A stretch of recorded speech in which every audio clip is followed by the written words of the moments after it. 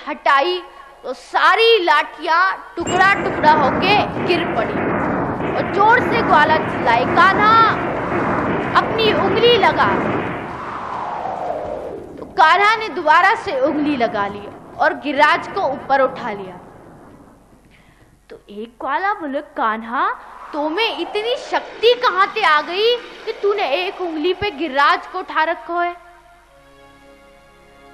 तो कान्हा ने बात रखने के लिए कहा, ग्वालाओ तुम्हें मालूम है मेरे अंदर इतनी शक्ति कहां से आई? तो ग्वाला बोले, कहां से आई? तो कान्हा बोले, कुछ माखन को बल बढ़ो, तुम लोगों ने माखन खिलाया, उसका बल मेरे अंदर बढ़ा। कान्हा कहते हैं, अरे ब्रजवासियों, इसमें मेरी कुछ ताकत नहीं है, तुम लोगों के प्रेम के कारण, तुम लोगों ने इतने प्रेम से मक्खन खिलाया, मैया यशोदा के प्रेम के कारण, राधा रानी की कृपा के कारण मैंने गिरिराज को उठा लिया। तो ग्वाला बोले, हाँ तब तो हम कह रहे थे कि कान्हा के अंदर इतनी शक्ति कहां से आई, अब पता चल गो कि कान्हा ने मक्खन खायो या की वजह से वाके अंदर शक्ति बढ़ गई। तो 7 दिन तक भगवान ने गिरिराज को धारण किया। इंद्र को पता चला कि ब्रजवासी तो पहले से भी ज्यादा आनंदित है, तो सभी इंद्र अपने मेघों से कहता है कि हे मेघों, बारिश रोक दो। तो बारिश रुकी, इंद्र भगवान के पास आया, भगवान के चरणों में आके क्षमा याचना की, माफी मांगी। और उसी समय इंद्र ने भगवान का एक नाम रखा, गोविंद।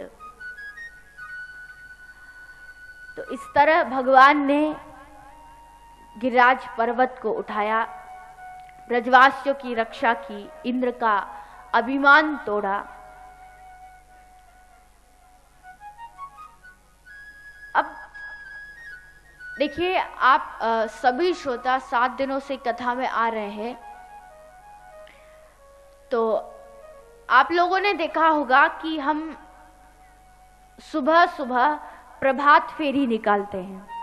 अच्छा, आप लोगों में से कौन कौन प्रभात फेरी में अभी जो बाकी के दिन गए इनमें गया था?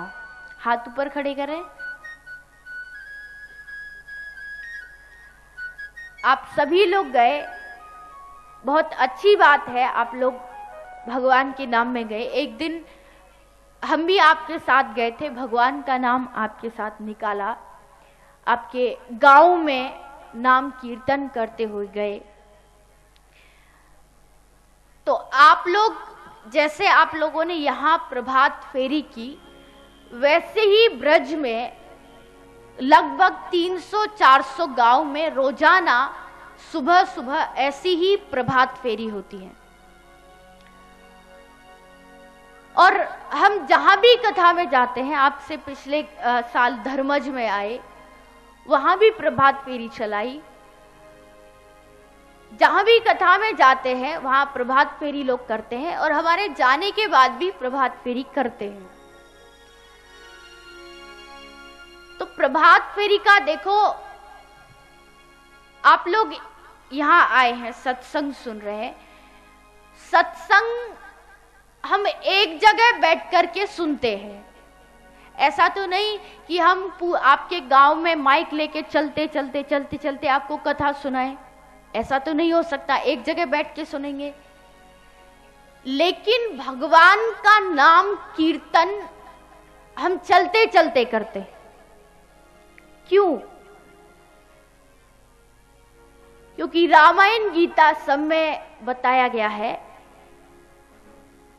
कि नहीं कली करम ना भक्ति विवेकु, राम नाम अवलंबन एकु। In Kalyug neither action nor devotion nor discretion sportsman, only Rama's name support him. कलयुग में ना तो कर्म है, ना ज्ञान है, ना वैराग्य है, सिर्फ एक ही इस कलयुग का आधार है, वो है भगवान का नाम। हरेर नाम हरेर नाम हरेर नाम कैवलम कलो नास्तेव नास्तेव नास्तेव गतिरन्यथा। कलयुग में भगवान का नाम ही एक सार है, इसके अलावा कोई भी दूसरी गति नहीं है, नहीं है, नहीं है।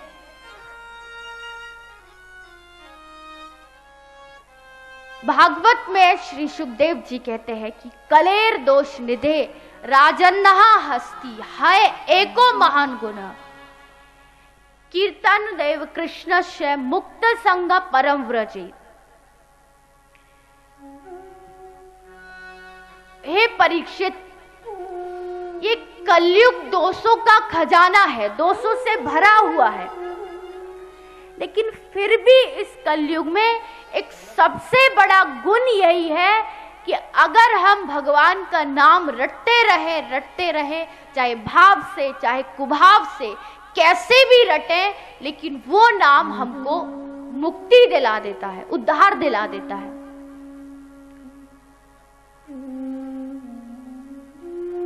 क्योंकि एक संत कहते हैं कि मैं उन संतों में से नहीं हूं जो हिमालय की गुफा में जाकर के तपस्या करते हैं सिर्फ अपना उद्धार करने के लिए। मैं चाहता हूं कि मेरे साथ साथ पूरे विश्व का कल्याण हो, पूरा विश्व नाम ले और उनका भी कल्याण हो, मेरा भी कल्याण हो।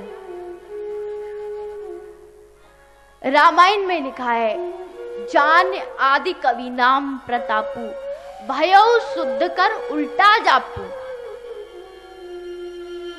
आदि कवि वाल्मीकि ऋषि उल्टा मरा मरा जाप करते करते मरा मरा से राम राम जाप करने लगे और मरा मरा ने उनको राम का फल मिला और उन्हीं वाल्मीकि ऋषि ने इतनी बड़ी रामायण की रचना कर डाली। जो वाल्मीकि कभी एक डाकू था, रत्नाकर डाकू, लेकिन उसी मरा ने, उसी राम के प्रभाव ने उसे इतना बड़ा संत बना दिया, सिर्फ नाम के प्रभाव से। नाम प्रभाव जान शिवनी को काल कूट फल दीन अमी को। इस नाम के प्रभाव को श्री शंकर जी भी भली भांति जानते हैं कि जिस समय समुद्र में से विष निकला, जहर निकला, तो श्री शंकर जी ने सिर्फ एक राम का नाम लिया और राम का नाम लेके उस जहर को पी गए और उसी नाम के प्रभाव से उस जहर ने, उस विष ने शंकर जी को अमृत का फल दिया।